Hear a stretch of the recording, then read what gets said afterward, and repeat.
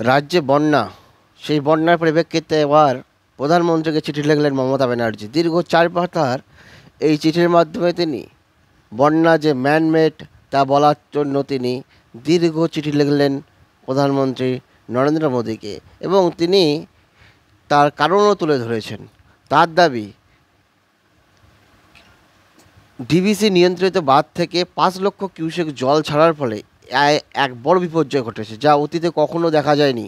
এই ম্যানমেড বন্যা, যা 2009 সালের পর থেকে নিম্ন দামোদরে সবচেয়ে ভয়াবহ ও বাংলার প্রায় 50 লক্ষ মানুষের জীবনকে প্রভাবিত করেছে। বারবার সতর্ক করার পরেও কেন্দ্র ডিভিসির প্রযুক্তিগত, যান্ত্রিক ও ব্যবস্থাপনাগত ব্যর্থতাগুলোকে উপেক্ষা করেছে। এই চরম অবহেলা যদি অব্যাহত থাকে, তবে বাংলা বাধ্য হবে ডিভিসির সঙ্গে সম্পর্ক ছিন্ন করতে। বাংলার কি সম্ভব ডিভিসির সঙ্গে সম্পর্ক ছিন্ন করা? আপনারা কি বলেন? আপনাদের মতামত কি? ধন্যবাদ।